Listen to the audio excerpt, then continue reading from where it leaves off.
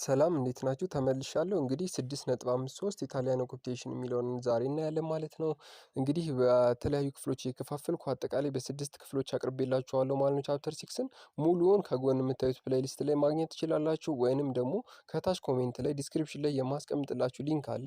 እሱም በመንካት ሙሉውን ቪዲዮ ማግኘት ትችላላችሁ። እንግዲህ ኢጣሊያን ኦኩፔሽን በኢጣሊያን አገዛዝ ጊዜ ከ1936 እስከ 41 የነበረውን ለ5 ዓመታት ጣሊያን ኢትዮጵያ ውስጥ የቆየችበትንና ፓትሪዮቲክ ሬዚስታንስ ሀገር ወዳዶች የሀገር ፍቅር ያላቸው ኢትዮጵያውያን ደግሞ ያንን እንዴት ሪዚስት እንዳደረጉት እናያለን። እንግዲህ ዘጣሊያን ሰስፔንድ ዜር ኤክስፓንሽኒስት ኮሎኒያል ፖሊሲ ቱ ኖርዘርን አፍሪካ ፎር ሾርት ታይም ነው። እንግዲህ ጣሊያን በአድዋ ጦርነት 1888 ወይም 1896 ተሸንፋ ከሄደች ወዲያ ፖሊሲዋን ቀይራ የኮሎኒያል ፖሊሲዋን ቀይራ በሌላ ፖሊሲ መታ ነበር። ሃዌቨር ዘይ ጀስት ዌቲንግ ፎር ዘ ራይት ታይም እንግዲህ የኮሎኒያል ፓውሏን በኖርዝ አፍሪካ አካባቢ ታቁም እንጂ መስፋፋቷን ታቁም እንጂ ግን እየጠበቁ የነበሩት ራይት ታይም ነበረ ማለት ትክክለኛውን ጊዜ እየጠበቁ ነበር። ኢጣሊያን ኢቨንቹዋሊ ጎት አይዲዮሎጂካል ስትሬንግዝ ኢን 1922 ዌን ፋሽስት ሌድ ባይ ቤኔቶ ሞሰሊኒ ሄልድ ፓወር። እንግዲህ ኢጣሊያን በጊዜው በ1922 በፋሽስት ቤኔቶ ሞሶሎኒ በምትመራበት ጊዜ በአይዲዮሎጂ በአስተሳሰብም ጠንካራ ሆና ነበር፣ በፓወርም በጣም የተሻለች ሆና ነበር ከበፊቱ። ዘ ፋሽስት ዌር ዴተርማይንድ ቱ ሪዞልቭ ዘ ፓወር ኤንድ ግሎሪ ኦፍ አንሸንት ሮማን ኢምፓየር ባይ አቬንጂንግ ኢጣሊያን ሼምፉል ስካር አት አድዋ። እንግዲህ ጣሊያኖች በአድዋ ጦርነት የገጠማቸውን አሳፋሪ ውርደትና ሽንፈት ለመቀልበስና በኢትዮጵያ ላይ ዳግም ድል ለማድረግ ፈልገው ነበርም እንግዲህ እና ደግሞ ዋና ዓላማቸው ደግሞ ግሎሪ ኦፍ ሮማን ኢምፓየር የሮማን ኢምፓየር ታላቅነት ማሳየት ነበር። እንግዲህ ዘ አንሸንት ዘ አቺቭ ዜር ጎል ኦፍ ኦኩፔሽን ኦፍ ኢትዮጵያ ጣሊያን ፎሎድ ቱ ፖሊሲስ። ኢጣሊያን ደግሞ እነዚህን ስኬት ለማድረግ የታላቋን አንሸንት ሮማን ኢምፓየርን የጣሊያንን ታላቅነት ለማሳየት ሁለት አፕሮቾችን ተጠቀመች። ይቺ ፈተና ላይ ትመጣለች። አንደኛው ፖሊሲ ኦፍ ሳብቨርዥን እና በፖሊሲ ኦፍ ሪአፐርችመንት ይባላል። ፖሊሲ ኦፍ ሳብቨርዥን ማለት የመከፋፈል የመነጣጠል ሲሆን ፖሊሲ ኦፍ ሪአፕሮችመንት ማለት ደግሞ ወዳጅ መስሎ በመቅረብ የሚደረግ አፕሮችመንትን ተቀብላ ነበር። እንግዲህ ዘ ፖሊሲ ኦፍ ሳብቨርዥንን ስናይ ምንድን ነበር ኤሚው? ዋና ዓላማው ዲቶሪንግ ዩኒቲ ነው። እንግዲህ ዩኒቲያችንን መከፋፈል ነው። እንግዲህ ኢትዮጵያ በቀኝ ግዛት እንዳትገዛ ካደረጓት ዋነኛ ነገሮች መካከል በህብረተሰቦቿ፣ በብሔሮቿ፣ በሃይማኖትም በሁሉም በኩል ያላት ጠንካራ ዩኒቲና አንድነት ነበረ። እንግዲህ ጣሊያን ኢትዮጵያን ስትወር ሁሉም ሃይማኖቶች ሁሉም ብሔሮች አንድ ጋር ሆነው ነበረ ድል ያደረጉት ማለት ነው። እንግዲህ ያንን ዩኒቲ አይታለች። ስለዚህ ምን አደረገች? ዩኒቲያችንን መከፋፈል ነው። እንግዲህ ይሄንንም ያደረገችው ዲሳቲፊኬሽን በትግራይ በጂምድር ጎጃም እና ወሎ አካባቢ ላይ ያሉትን ጠንካራ ህብረቶች የመከፋፈል ስራ ሰራች። ዚያ አቴምፕት ቱ ዩዝ ኢትዮጵያን ኮላቦሬተርስ እና ሌሎች ደግሞ ከኢትዮጵያኖች ጋር ኮላቦሬት አድርጋ በመስራት ለምሳሌ በሰዓቱ በጎጃም የነበረው ከገሰሰ በለው ጋር፣ ደጃዝማች ኃይለሥላሴ ከኢስተርን ትግራይ፣ አየለ ብሩ በጌ ምድር እና ሰሜን አካባቢ ላይ ከነበሩ ሰዎች ጋር አብራ ትሰራ ነበረ ማለት ነው። እንግዲህ ዘ ፖሊሲ ኦፍ ሳብቨርዥንን ይመራ የነበረው ይህንን ህግ እንዲያስፈጽም ይህንን ፕላን እንዲያስፈጽም ኮራዶ ዞል የሚባል ጣሊያናዊ ነበር። ሁ ሃዝ ገቨርነር ኦፍ ኤርትራ በሰዓቱ ኤርትራን በቀኝ ግዛት አውለዋት ነበርና ገቨርነር ኦፍ ኤርትራ የነበረ ሲሆን ሪስፖንሲብል ፎር ዚስ ፖሊሲ እና ለዚህ ፖሊሲ ደግሞ ኃላፊ የነበረው ኮራዶ ዞሌ ነው። እንግዲህ ዘ ፖሊሲ ኦፍ ሳብቨርዥን የመከፋፈል እንደሆነ፣ ኔክስት ደግሞ ፖሊሲ ኦፍ ሪአፕሮችመንት ሲሆን ፖሊሲ ኦፍ ሪአፕሮችመንት ምን አይነት ነው ብለን በምንጠይቅበት ጊዜ የመተባበር አንድ የመሆን ነበረ። እንግዲህ ይህንን የሚመራ የነበረው ደግሞ ጉሊያኖ ኮራ የሚባል ሰው ሲሆን ሪኮግናይዚንግ ታክቲክ ዊች ዋዝ ትራይንግ ቱ ፐርሱድ ዘ ኢትዮጵያን ገቨርንመንት አባውት ስታብሊሽመንት ኦፍ ኮራዲያል ሪሌሽንሽፕ ቢትዊን ቱ ካንትሪስ ነው። እንግዲህ ዋና ዓላማ ተብሎ ደግሞ ለዚህኛው እንትን የሚታየው ኢትዮጵያ ጋር ፍሬንድሺፕ የሆነ መልካምነት ያለው የመተባበር ግንኙነትን መስረት የሚል ነበረ ሪአፕሮችመንቱ። ዘ ማኒፌስቴሽን ኦፍ ዚስ ሰክሰስ ዚስ ፖሊሲ ይሄኛው ፖሊሲ በጣም ስኬታማ ከነበሩ ፖሊሲዎች መካከል ሲነሳ በ1928 ኢጣሊያን ኢትዮጵያ ትሪቲ ፒስ ኤንድ ፍሬንድሺፕ ዋነኛ አስተዋጽኦ ነበር። ማለት ይሄ ፖሊሲ ኦፍ ሪአፕሮችመንት እንዲሳካ በ1928 በኢጣሊያና በኢትዮጵያ መካከል የተፈረመው ትሪቲ ኦፍ ፒስ የሰላም ስምምነት ነበር። እሱን ስላዩ ኢትዮጵያኖች ምን አደረጉ? ኮምፕሌትሊ ጣሊያን ከዚህ ወዲያ ወዳጅ ነን፣ አብረን እንሰራለን፣ አብረን እናድጋለን የሚል ነበር ሀሳባቸው። ምክንያቱም ኢትዮጵያውያኖች የአውሮፓውያን ቴክኖሎጂ ኢሹ ስለነበር ልክ እንደ አውሮፓውያኖች ማደግ ይፈልጉ ስለነበረ ምንድነው እንደ ሀሳብ ያቀረቡት? ከጣሊያን ጋር አብረው መስራታቸው እንደሚያሳድጋቸው አስበው ነበረ። እንግዲህ ጣሊያን ኮንሱሌት ፕሮፌሽናል ታውን ሰቻስ ደሴ፣ አድዋ፣ ደብረ ማርቆስ እና ጎንደር የመሳሰሉት ላይ የጣሊያን የራሷን መስሪያ ቤቶች ከፍታ ነበረ። እነዚህ የከፈተችባቸው ዋነኛ ዓላማው ምንድን ነው? ደሴ፣ አድዋ፣ ደብረ ማርቆስ እና ጎንደር የመሳሰሉ ከተሞች ለኢትዮጵያ ለኢትዮጵያ ስትራቴጂካዊ ቦታ የሚባሉ ብዙ ማህበረሰብ የሚገኝባቸው ለፕሮፓጋንዳም የተመቹ ቦታዎች ስለነበሩ ነበር። እንግዲህ ፕሮፓጌቲንግ ዲሳርቲፊኬሽን ኤንድ ጋዘሪንግ ቫይታል ሚሊተሪ ኤንድ ፖለቲካል ኢንተለጀንስ እንግዲህ ለኢትዮጵያ ብዙ የሚሊተሪ የወታደራዊና የፖለቲካል ኢንተለጀንስ መረጃዎችን ያስገኙ የነበሩ ቦታዎች ስለነበሩ እነዚህ አካባቢ ቢሮዎችና ቦታዎችን ከፍታ ነበር። እንግዲህ ዘፋሽስት ይሄ ፋሽስቱ ዌር ኦልሶ አብል ቱ ጌት ኢንዳይሬክት ዲፕሎማቲክ ሰፖርት ያደርግ ነበር። በተዘዋዋሪ ዲፕሎማቲክ ሰፖርት ያገኝ ነበር። ከየት ያገኛል? ከብሪቴንና ከፈረንሳይ ፎር ዜር ኮሎኒያል ፕሮጀክት ኢን ኢትዮጵያ። እንግዲህ ኢትዮጵያ ላይ ለሚያደርጉት የኮሎኒያል ፕሮጀክት እርዳታ ያገኝ ነበረ ማለት ነው ጣሊያን መንግስት። እንግዲህ ሁለቱ አፕሮቾችን በደንብ ያዟቸው ማለት ነው። ልዩነታቸውን በደንብ ተረዱ። እዚህኛው ጋር ፖሊሲ ኦፍ ሪአፕሮችመንትን ጉሊኖ ኮራ እና ፖሊሲ ኦፍ ሳብቨርዥንን ደግሞ ኮራዶ ዞሊ እንደሚመራው ሀሳባቸውና አላማቸው ምን እንደነበረ ሁለቱን ተረዱ።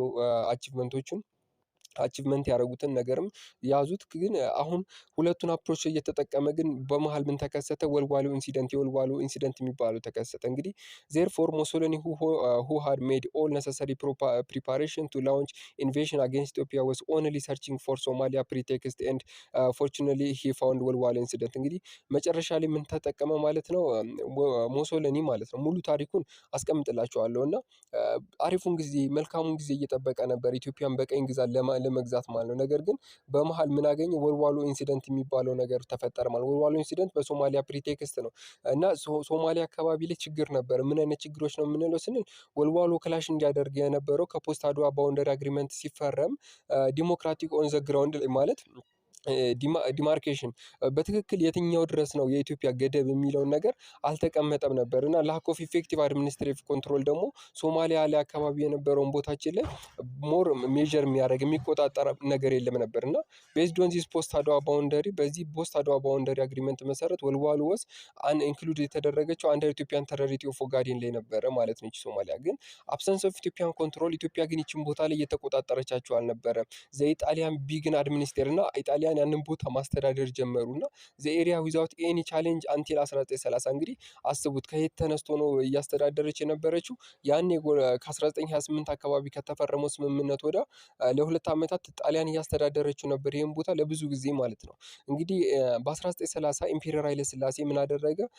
አቴምፕት ቱ ኢንሃንስ ኢትዮጵያን ኮንትሮል ኦፍ ሀር ፍሮንቲርስ ክሌምድ ወልዋሎ ኢንሲደንት። እንግዲህ ኢትዮጵያን ኃይለ ሥላሴ ኢትዮጵያን ማስተዳደር በስነ ስርዓት ሲጀምር ማለት ነው ኢትዮጵያን ኮንትሮል ለማድረግ ሲሞክር ኢትዮጵያ ላይ ያሉትን ነገሮች ችግሮችን ሲያ ወልዋሎ ኢንሲደንት ላይ እና በኋላ ላይ ወልዋሎ ኢንሲደንት ላይ ጦርነት ተነሳ። እንግዲህ ያ ጦርነት ሲነሳ ምን ተፈጠረ ማለት ነው? ግን እዚህ ጋር ከጦርነቱ በፊት ግን ማየት ያለብን ነገር አለ። ወልዋሎ ኢንሲደንት ላይ ሁለት ነገሮች አሉ። እንግዲህ ወልዋሎ ኢንሲደንት ክላሽ እንዲያደርግ እንዲፈጠር አንደኛው ላክ ኦፍ ዲማርኬሽን እና ላክ ኦፍ ኢፌክቲቭ አድሚኒስትሬተር መሆናቸውን ሁለቱን ያዙልኝ ማለት ነው። ሌላው ጦርነቱ ኤክስኪዩዝ ዜር አግሬሽን ቪያ ቱ ሜጀር ፍሮንትስ እንግዲህ ሁለት ጦርነቶች ነበሩ። አንደኛው ኖርዘርን ፍሮንት እና በሁለተኛ ደረጃ የምናየው ደግሞ ፍሮንት አለ ሳውዘርን ፍሮንት የምንለው በሰሜንና በደቡብ ያለው ማለት ነው። እንግዲህ ኖርዘርን ፍሮንት ላይ ሌድ ባይ ጀነራል ዲቦንጌ ኢን ቢጊኒንግ በት ሌተር ሪፕሌስድ ባይ ማርሻል ባዶጎሊ። እንግዲህ ኖርዘርን ፍሮንት ላይ ጦርነቱ የሚመራው በጀነራል ዲቦንዴ ነው። ከዛ ቢጊኒንግ ነው መጀመሪያ ላይ በሱ የተመራ ከዛ ማርሻል ባዶጎሊ ተተካ። ዘዋር ወስ ስታርትድ ኢን ኖርዘርን ፍሮንት ዌን ዘ ኢጣሊያን ክሮስድ ዘ መረብ ሪቨር on 3 October in 1935 and launched 3 prolonged invasion which enabled them to control። እንግዲህ ጦርነቱ ኖርዘርን ላይ ከተነሳ ወዲያ ኢትዮጵያ ጣሊያን መረብ መላሽ ነው የመረብ ወንዝን እያለፈች አልፋ መጣችና ምን አደረገች ማለት በ3 ኦክቶበር 1935 አልፋ መጣ 3 ወረራዎችን አካሄደች። አንደኛው አዲግራት ላይ፣ ሁለተኛው አድዋ ላይ፣ ሶስተኛ መቀሌ ላይ። በሰሜን በኩል የነበሩትን አዲግራት ላይ መቼ ነው? በ5 ኦክቶበር 1935። ከዛ በማግስቱ ደግሞ ኦክቶበር 6 ላይ በ1935 ማን አደረገች ማለት ነው መልሳ አድዋን ያዘች። ከዛ ደግሞ በ8 መቀሌን። እንግዲህ እንደምታዩት በጣም በፍጥነት ነበር። ዛሬ አንደኛውን ከተማ ነገ አንደኛውን እያለች ሶስቱንም ከተማ ኖርዘርን ፍሮንት ላይ ተቆጣጠረች።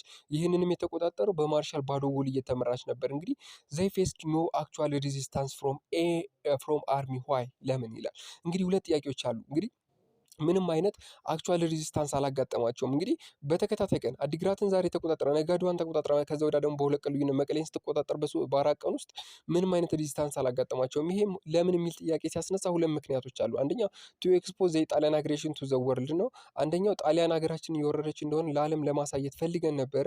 ሁለተኛው ደግሞ ቱ ስትሬች ኢነሚስ ላይን ኦፍ ሰፕላይስ ባይ ድራጊንግ ዘም ኢንቱ ዘ ሴንተር ነው። እንግዲህ የጠላትን ኢነሚ ላይኑን ሰፕላይ የአቅርቦት መንገዱን ወደ መሀል ከገባ ይረዝማል። ስለዚህ ሲረዝም ለመበጣጠስ ይመቻል ማለት ነው። እንግዲህ አስቡት ይሄን ነገር እንዴት እንደምትረዱት ታውቃላችሁ? አንድ አጭር እንጨትን ለመስበር ብትሞክሩ አይሰበርላችሁም። ነገር ግን እየረዘመ በሄደ ቁጥር ለመረዘም ስለሚመች ሰፕላየሩ አቅርቦቱ ምናምን ለመግታት ነበር። ሁለቱ ዓላማዎች ነበሩ ማለት ነው። አክቹዋል ሬዚስታንስ ያላጋጠመበትን ሁለቱ ምክንያት ያዙት። አንደኛው ለዓለም እኛ እየተወረርን እንደሆነ ህጉን እንደጣሰች ለማሳየት ነበር። ሌላው ኢትዮጵያን ካውንተር ኦፌንሲቭ ፋይናሊ ካም ኢን ጃንዋሪ 1936 ኢትዮጵያን ራሷ መከላከል ጀመረች።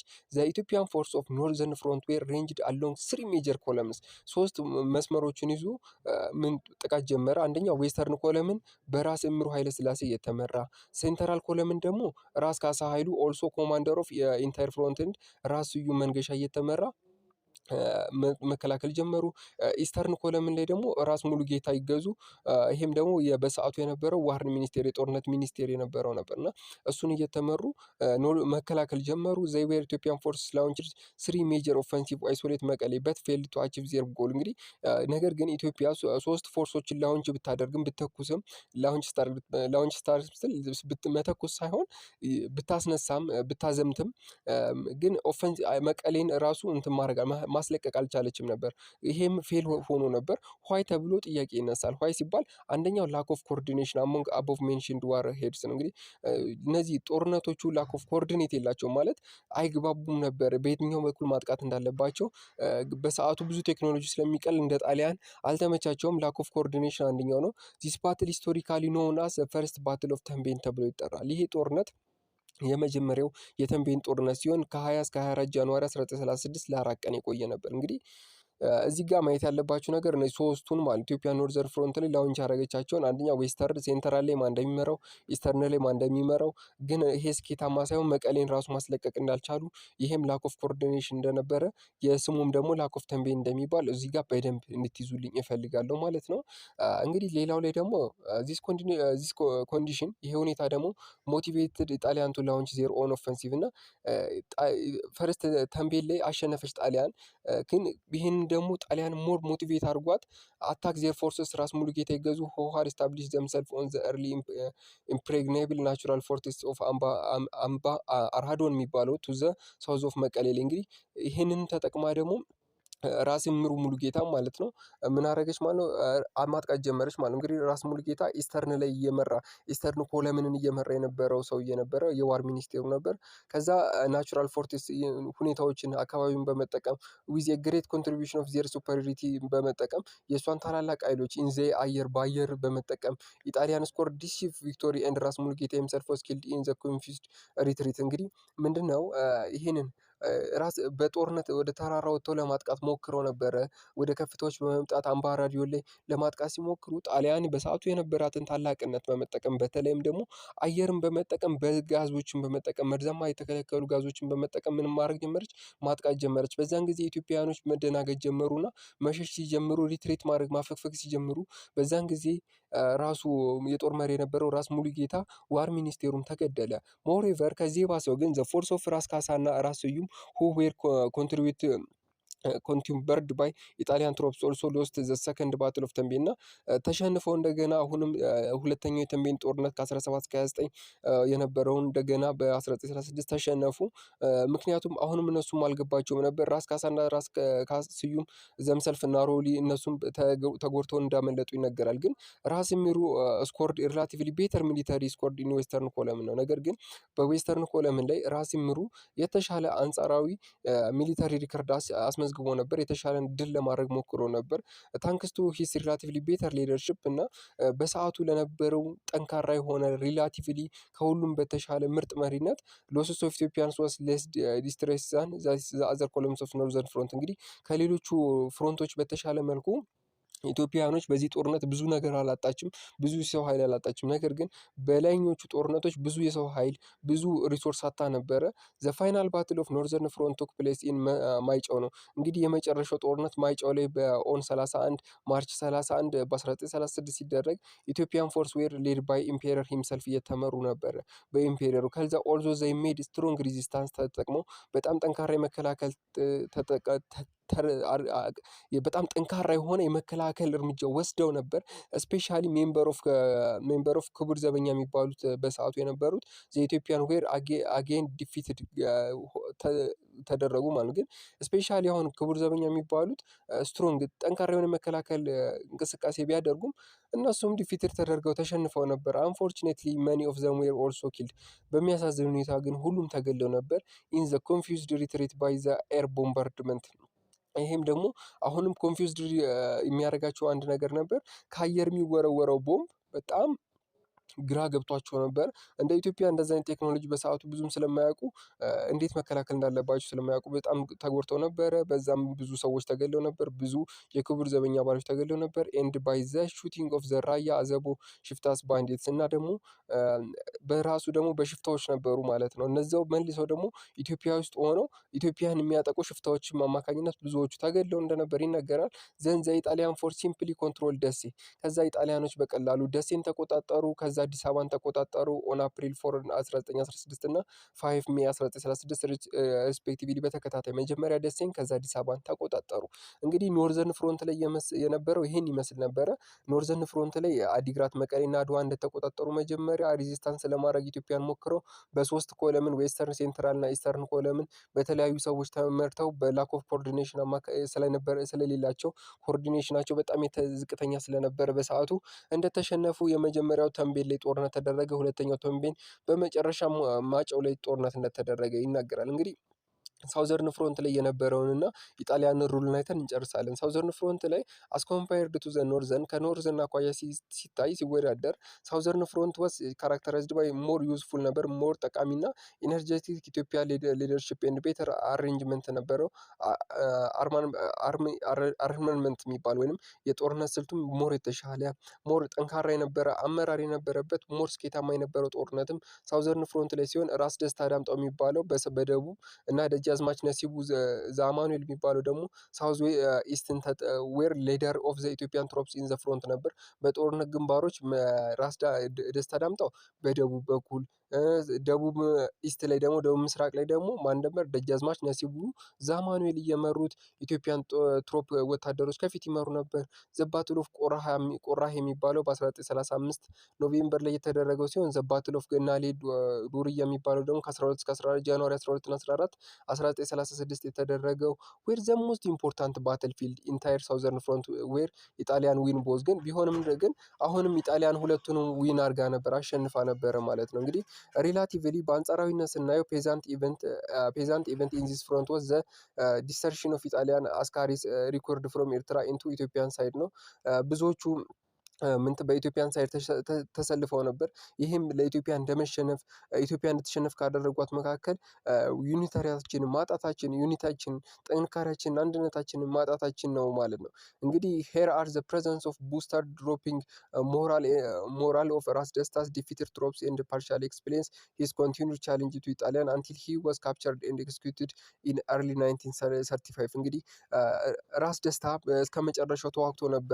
ራስ ደስታ ዳምጠው ወይንም የደቡብ ፍሮንቱን የሚመራው ሰውዬ ብዙ ትግሎችን ቢያደርግም ነገር ግን መጨረሻ ላይ በጣሊያን ተይዞ እንደተሰዋ ይነገራል። በት ኢቨንቹዋሊ ስፓይት ኦፍ ዜር ኮሬጅ በሱ ተነሳሽነት ግን ምንም ቢሆን ተነሳሽነትና ሬዚስታንስ ጥንካሬ ኢትዮጵያን ትሮፕስ ኦፍ ዚስ ፍሮንት ሎስት ዘ ዋር ጀስት ላይክ ዜር ኖርዘርን ብራዘርስ። ግን እንደ ኢትዮጵያ እንደ ኖርዘርን ፍሮንት እንደተሸነፉት አልነበረም ማለት ነው። ከዛ የተሻለ ነበር እንግዲህ በት ኢቨንቹዋሊ ነገር ግን በጊዜ ሂደት ኢንስፓይት ኦፍ ዜር ኮሬጅ በእነሱ ህብረትና አንድነት ሬዚስታንስ ዘኢትዮጵያን ትሮፕስ ኦፍ ዚስ ፍሮንት ሎስት ዘ ዋር ጀስት ላይክ ዜር ኖርዘርን ፍሮንት ሲባል በአጠቃላይ ከኖርዘርን ፍሮንት በተሻለ መልኩ በሳውዘርን ፍሮንት ሞር ሬዚስታንስ ነበር፣ ሞር ጥንካሬ ነበር፣ ሞር አሸናፊነት ነበር። ሃውኤቨር ነገር ግን ኢጣሊያን ሎስስ ዌር ማች ሃየር ዛን ዘ ኖርዘርን ፍሮንት ኤንድ ዜር አድቫንስ ዋስ ኦልሶ ስሎወር። እንግዲህ እንደ ሳውዘርን ፍሮንት ኢትዮጵያ አልቀለለላትም። አድዋ፣ ትግሬን፣ መቀሌና የመሳሰሉትን በቀላሉ መቆጣጠር ብችልም ነገር ግን ምንድነው ሞር የተሻለ በኖርዘርን ፍሮንት ላይ ሞር መቆጣጠር አልቻለችም ነበረ። ፎር ኢንስታንስ በሁኔታውም ባዶጎሊ ኢንተርድ አዲስ አበባ ቢፎር ግራዚያኒ ኢቨን ክሮስድ ሀረር ነው። እንግዲህ ቢሆንም ፎር ኢንስታንስ በተያያዥነት ደግሞ ባዶጎሊ አዲስ አበባ ገባ። ይሄንንም የግራዚያኒን ቀድሞት ነበር ማለት ነው። እንግዲህ ሁለቱም የሚመሩበትም የራሳቸው መንገድ ነበር። በአጠቃላይ መረዳት ያለባችሁ ከኖርዘርን ፍሮንት የተሻለ ሳውዘርን ፍሮንት ላይ ሞር ስኬታማ እንደነበር እና እንደ ኢትዮጵያንም ብዙ ኪሳራ ሊያስተናግድ ነበር። ከዛ ይልቅ ጣሊያን ብዙ ኪሳራዎችን ያስተናገደችበት እንደሆነ መረዳት አለባችሁ ማለት ነው። በመጨረሻ የምናየው የጣሊያን ኢስት አፍሪካ አይኤኤ ወይም አፍሪካ ኦሪየንትድ ኢጣሊያ ኦኤ የሚባለውን የኢጣሊያን የገዥነት ጊዜ የነበሩትን ነገሮች አይተን እንጨርሳለን። እንግዲህ በዚህ ጊዜ የነበረው ነገር ምንድን ነው? አፍተር ዘ ሎስ ኦፍ ዘ ዋር ዲፊትድ ኢምፔረር ሌፍት ዘ ካንትሪ ጦርነቱን ከተሸነፍን ወደ አጼ ኃይለ ሥላሴ ሸሹ ማለት አመለጡ።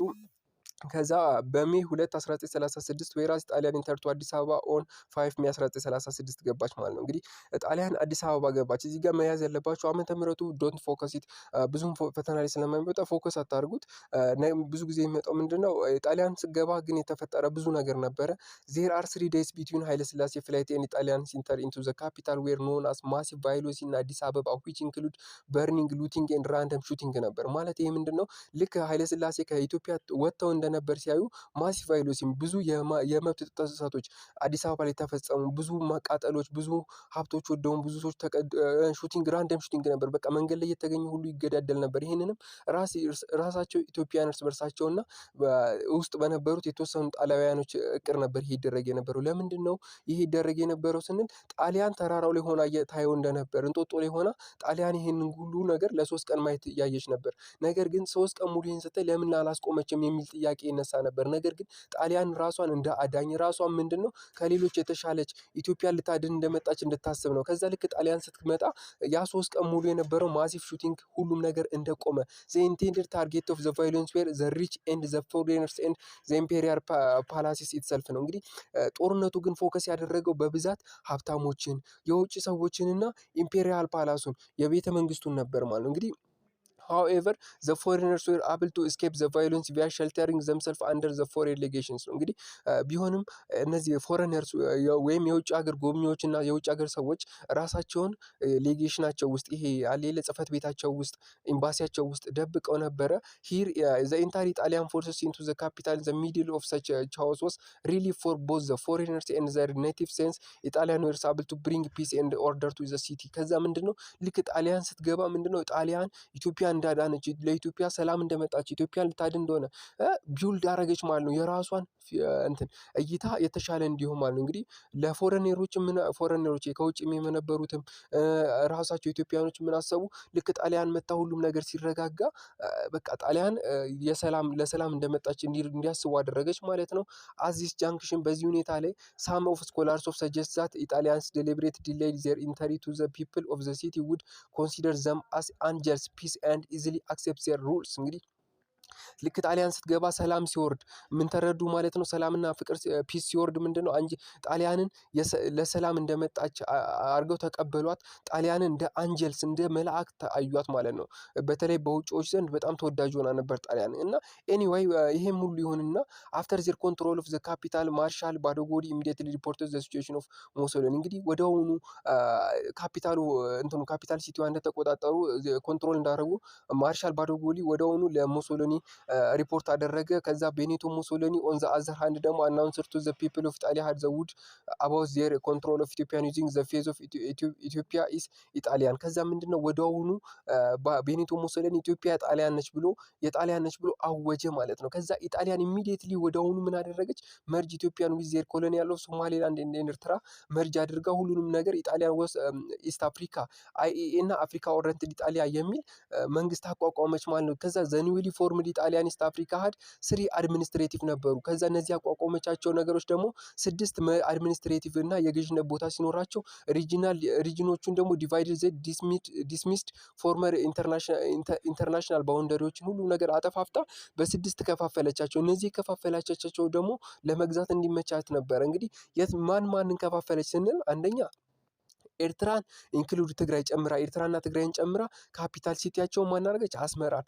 አማራን ደግሞ በጂምድርን፣ ጎጃምን፣ ወሎን፣ ኖርዘርን ሸዋ አድርጋ ካፒታል ውስጥ ጎንደር ብላ አቋቋመቻቸው። ካፒታላቸውን ጎንደር አድርጋ ለመሪነት እንዲመቻት ማለት። ከዛ ኦሮሞና ሲዳማን ደግሞ ኢንክሉዲንግ ሳውዝ ኢስተርን ፕሮቪናንስ በመጠቀም ካፒታላቸውን ጅማ አድርጋ አቋቋመች። እንግዲህ ሀረርን ደግሞ ካፒታሏን ራሷ ሀረርን አድርጋ አቋቋመች። ሶማሊያን ደግሞ ኢንክሉዲንግ ኦጋዴና ጨምራ ካፒታሏቸውን ወደ መቋዲሾ አድርጋ ማስተዳደር ጀመረች። አዲስ አበባን ደግሞ በፊት ላይ ደግሞ ምን ብላ ስሟን ቀየረቻት? ሸዋ ብላ ስሟን ተቀየረቻት ማለት ነው። እንግዲህ ኢት ዋዝ ዘ ካፒታል ኦፍ ዘ ኢንታየር ኮሎኒ ደግሞ እንደ ዋና ካፒታል ሲቲ አድርጋ ኢትዮጵያ ማስተዳደር ጀመረች ማለት ነው። እንግዲህ ዱሪንግ ዘ 5 ይርስ በ5 ዓመታት ውስጥ ጣሊያን 5 ዓመታት ኢትዮጵያን ስትመራ ምን ነገሮች ተደረጉ የሚሉትን ስናይ ኢጣሊያን ዌር አፖይንትድ ገቨርነር ኮንሲኩዌንትሊ በተለያዩ ጊዜ መሪዎችን አፖይንት አድርጋ ነበር፣ መርጣ ነበር። አንደኛ ማርሻል ባዶጎሊ እስከ ሜ 1936፣ ከዛ ማርሻል ግራዚያኒ ከፌብሩዋሪ 1936 ጀምሮ አማዲዮ ኡምበርቶ ዲ አሶታ የሚባለው ደግሞ ዘ ዱኪ ኦፍ አሶስታ የሚባለውን ሰውዬ ኦልሶ ዲፒቲ ቫይስ ሩል አድርጋ እንደዋና፣ ከዛ ኢንሪኮ ጉሩሌ፣ ጀነራል ጉላሊኖ ናሲዮ የሚባሉትን እነዚህን የመሳሰሉት በ5 ዓመታት ውስጥ ያቀያየረቻቸው መሪዎች ነበሩ። ነገር ግን እነዚህ መሪዎች ታቀያይር አፖይንት ኦፍ ዌር እነዚህ ነገሮች ኢንቮልቭድ ኮራፕሽን በጣም ያጋጥማል ነበረ ማለት ነው። ሙስናዎች ነበሩ። ምን አይነት ሙስናዎች ነበሩ ስንል ዝርፊያዎች ተደርገውብን ነበር፣ በተለይ በእኛ ኢትዮጵያ ነው። እንግዲህ በአጠቃላይ እነዚህ ነገሮችን ጀነራሊ ኢጣሊያን አድሚኒስትሬተር ኦፍ ኢጣሊያ ኢስት አፍሪካ ኦሪየንትድ ባደረገችበት ካራክተራይዝድ ባይ ቶፕ ሄቪ ቢሮክራሲ እና ኮራፕሽን ነበር።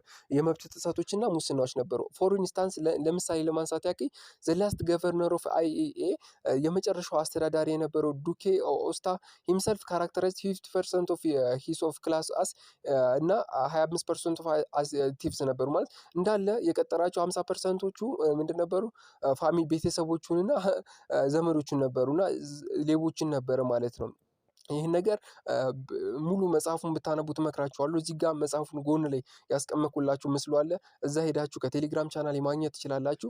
ሞሬቨር ግን እዚህ ጋር ወደ ታሪኩ ስንመጣ በብዛት ግን ማርሻል ባዶጎሊ ሂምሰልፍ ራሱ ሪፖርተድሊ ፖኬትድ አባውት 1,700,000 ማሪያ ቴሬዛ ቴላርስ ምን አድርጎ ነበረ? ፍሮም ባንክ ኦፍ ኢትዮጵያ ከኢትዮጵያ ባንክ ኢሚዲየትሊ አፍተር ማስ ኦፍ ዘ ኮንስኩዌንት ማለት ልክ ጦርነቱን አሸንፎ አዲስ አበባ እንደገባ ወደውኑ 1,700,000 ማሪያ ቴሬዛ የነበረ የወርቅ ሳንቲም በሰዓቱ ዘርፎ ነበር ማለት ነው። እንግዲህ ብዙ ነገሮች ተነስተዋል ማለት ነው። እዚህ ጋር መጽሐፉን እንድታነቡት ቴሌግራም ላይ ሰጀስት አደርጋችኋለሁ። እዛ ላይ ያለ ቴሌግራም ቻናሌን ከታች ዲስክሪፕሽን ላይ አስቀምጥላችኋለሁ። እዛ ሄዳችሁ ማግኘት ትችላላችሁ።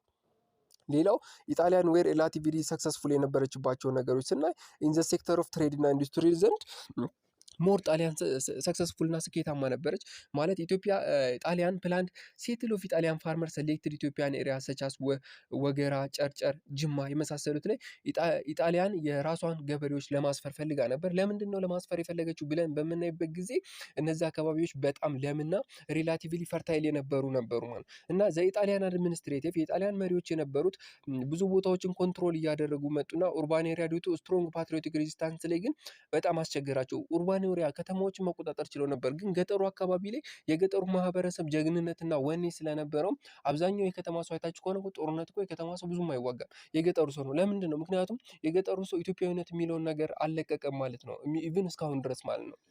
እና አርኪቴክቸር ቢሆንም ከተማዎችን ተቆጣጠረች። ሌጋሊ ኢጣሊያን ሮል ካን ቢ ሰመራይዝድ ኢን ፎሎዊንግ ብሪፍ ፖይንት። በአጠቃላይ የጣሊያን መሪነት በእነዚህ ፖይንቶች ብሪፍ አድርገን ስናስቀምጠው አንደኛ አርኪቴክቸር ኡርባን ፋሲሊቲ ላይ ንጹህ ዋተር፣ ኤሌክትሪክሲቲ መብራት አስገብታልናለች፣ ንጹህ ውሃ አሳይታናለች ምን እንደሆነ፣ አርኪቴክቸርንም በደንብ አሳይታናለች፣ የህንፃ ጥበብን መራቀቅን አሳይታናለች። ሴኩሪቲ ሌጋሲ ከሴኩሪቲ ሌጋሲ አንጻር ኢትዮጵያ ብዙ ትሩፋቶችን አግኝታለች። እንዴት አይነት የሴኩሪቲ መዋቅር መኖር እንዳለበት ሁሉን ነገር አሳይታናለች። እንግዲህ 2 ስላይድ ቀርቶናል።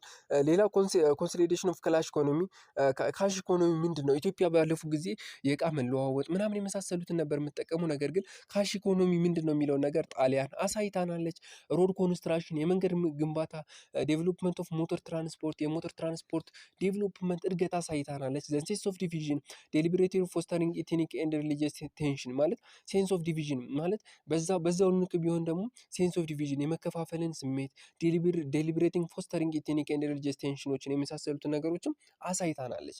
እንግዲህ ዘ ፓትሪዮቲክ ሬዚስታንስ ሙቭመንት ስናይ ደግሞ ምንድን ነው ዘ ፋይቭ ይርስ ኦፍ ኢጣሊያን ኦኩፔሽን በአምስቱ የጣሊያን ኦኩፔሽን የግዛት ዘመኖች ከ1936 እስከ 41 ድረስ በነበሩ ጊዜያት የጣሊያን ፓትሪዮቲክስ የጣሊያን ፓትሪዮቲክ ሀገር ወዳዶች ማለት የኢትዮጵያ ፓትሪዮቲክ ሶሪ ጣሊያን ብሎ ፓትሪዮቲክ የለም። ያው ለነገሩ እሱም እንደ ሀገር ፓትሪዮቲክ ናቸው፣ ሀገር ወዳድ ናቸው፣ ለሀገራቸው ነው ጥቅሙ።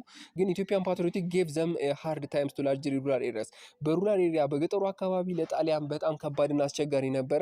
ፓትሪዮቲክስ ኮንቲኒር ቱ ዜር ሬዚስታንስ ኦልሞስት ኦል ሪጅንስ ኤንድ ባይ ኤትኒክ ግሩፕስ ኦፍ ዜር ኢምፓየር ዊዝ ቫሪንግ ዲግሪ ኦፍ ኢንተንሲፊኬሽን ነው። እንግዲህ በተለያየ መንገድም ቢሆን የኢትዮጵያ ሩላር አካባቢ የነበሩ ሰዎች የራሳቸውን መሪዎች በማቋቋም ፓትሪዮቲክ ሬዚስታንስ በጊዜው እንደነበሩት እንደ ፋኖ ምናምን በመሳሰሉት በጊዜው ያኔ ነው ፋኖ ራሱ በጣም እንደ ኢትዮጵያ ታሪክ ላይ በጣም ገኖ የወጣበት ፋኖነት የሚለው ነገር ስያሜም በጣሊያን ጊዜ ነበረ በዋናነት የተነሳው ማለት ነው። እንግዲህ ይሄ ሁሉ ከሆነ ወዳ ዘ ኮንቲኒቱ ዘዋር ኢትሰልፍ ጦርነቱን ቀጥለው ሆነና እየቀጠለ ሄዶ ዘ ሰከንድ ፌዝ ደረሰ። የመጨረሻውና ሰከንድ ፌዝ ላይ ከቨርስ ፍሮም ከ1937 ጀምሮ አዘ ኤንድ ኦፍ ኢጣሊያን ኦኩፔሽን እስካበቃበት እስከ 1941 ድረስ በነበረበት በ5 ዓመታት ውስጥ በፌብሩዋሪ 1937 ቱ ያንግ ኢትዮጵያን ፓትሪዮቲክ ሁለት ሀገር ወዳድ ኢትዮጵያን የትግራይ ተወላጅ የነበሩ ፓትሪዮቲኮች አብርሃ ደቦጭና ሞገስ